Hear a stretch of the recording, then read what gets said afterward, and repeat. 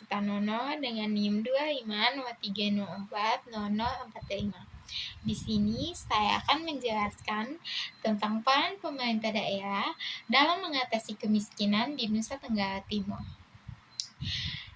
NTT merupakan salah satu provinsi dengan tingkat kemiskinan tertinggi di Indonesia. Sebanyak 1,9 juta orang atau sekitar 18,6 dari total penduduk di Provinsi NTT masih mengalami kemiskinan. NTT sendiri berada di posisi ke-6 termiskin secara nasional. Pada September 2025, persentase penduduk miskin turun menjadi 17,5% dengan kemiskinan pedesaan sebesar 21,48% dan kemiskinan perkotaan sebanyak 6,96%. Mengapa NTT terus tertinggal? Nah, kondisi ini disebabkan oleh beberapa faktor, antara lain inflasi yang sering terjadi, keterbatasan akses pendidikan dan kesehatan berkualitas, tantangan sektor pertanian dan perikanan, serta tingginya tingkat pengangguran dan kurangnya lapangan pekerjaan. Nah, secara struktural perekonomian, NTT didominasi sektor pertanian yang menyumbang sekitar 35% PDRB dengan sebagian besar penduduk bekerja di sektor ini, namun di atas lahan yang banyak kering dan tandus. Nah, sebelum kita masuk ke peran pemerintah, adapun akar masalah kemiskinan di NTT. Yang pertama, keterbatasan infrastruktur dasar, ketiadaan akses terhadap infrastruktur dasar seperti jalan, jembatan, dan fasilitas kesehatan menjadi kendala besar. Nah, transportasi hasil pertanian dan barang dagangan ke pasar sering terhambat, sehingga pendapatan masyarakat tetap rendah. Yang kedua, ketergantungan pada petani tradisional.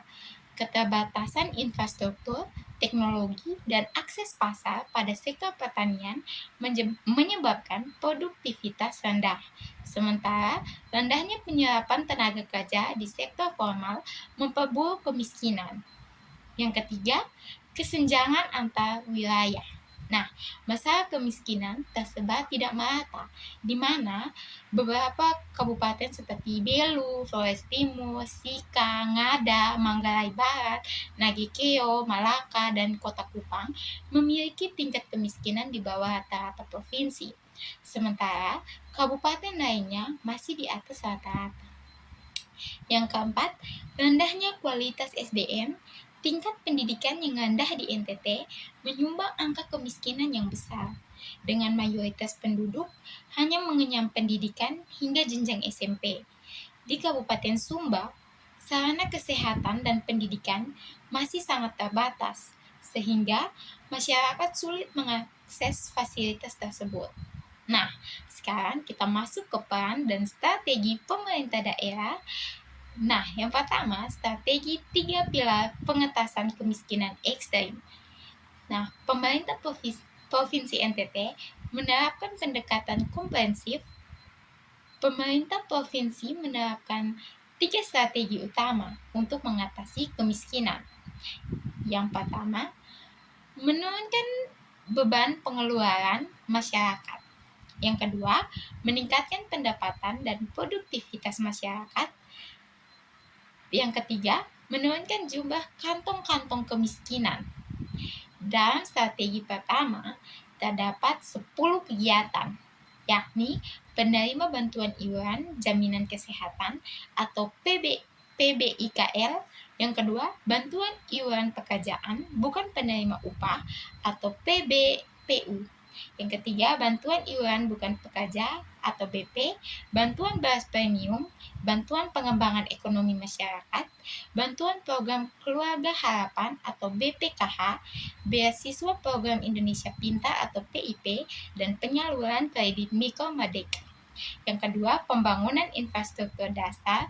Penggunaan anggaran belanja daerah diprioritaskan untuk mendanai kegiatan di bidang pendidikan, kesehatan, pengembangan wilayah, penciptaan lapangan kerja, dan peningkatan infrastruktur guna mendukung ekonomi kerakyatan serta pertumbuhan ekonomi, sekaligus diarahkan untuk penanggulangan kemiskinan secara berkelanjutan. Program dana desa telah membantu pembangunan infrastruktur penting seperti jalan, jembatan, dan fasilitas umum di daerah pedesaan yang meningkatkan akses pasar dan mobilitas ekonomi. Selain itu, program pengembangan pertanian telah meningkatkan teknik bertani dan proyek irigasi yang pada gilirannya meningkatkan produktivitas dan pendapatan rumah tangga petani. Nah, yang ketiga, program pemberdayaan masyarakat dan perumahan. Pemerintah daerah menjalankan program inovatif di tingkat kabupaten. Salah satunya adalah program Rumah Mandiri yang menargetkan pemenuhan 7 dari 14 indikator kemiskinan, yakni rumah beratap seng, berdinding tembok, berlantai semen, memiliki sanitasi atau MCK, akses air bersih, listrik, serta luas ruangan minimal 9 meter persegi. Setiap unit rumah dibangun dengan anggaran sekitar 70 juta menggunakan sistem gotong royong dan diprioritaskan bagi kelompok rentan seperti janda, duda, dan anak yatim piatu. Yang keempat, integrasi dan akurasi data kemiskinan. Salah satu terobosan penting pemerintah daerah adalah penguatan basis data. NTT menjadi salah satu provinsi pelopor integrasi 3 basis data nasional, yaitu DTKS atau Data Terpadu Kesejahteraan Sosial, P3KE, Penasaran Percepatan Penghapusan Kemiskinan Ekstrem, dan Reksosek, Registrasi Sosial Ekonomi. Integrasi ini telah menghasilkan dampak konkret. 24.560 keluarga menerima intervensi penanggulangan kemiskinan dan 9.270 individu mendapat manfaat dari program pencegahan stunting. Pemerintah menargetkan penurunan angka kemiskinan di NTT dari 18,6% pada 2025 menjadi 10,71% pada 2029 dan integrasi serta valid data menjadi fondasi utama agar program pembangunan tepat sasaran dan efisien. Yang kelima, konvergensi program dan sinergi antar lembaga untuk mempercepat penghapusan kemiskinan ekstrem. Berbagai program dan kebijakan yang terkoordinasi dan terintegrasi telah dijalankan. Salah satunya adalah kegiatan konvergensi program pemberdayaan yang dilaksanakan di Kabupaten Kupang, tepatnya di Desa Baumata. Konvergensi strategi pengentasan kemiskinan ekstrem menjadi salah satu langkah utama dalam mencapai target tersebut, dengan harapan program dapat berjalan sinergis dan berdampak lebih optimal bagi masyarakat.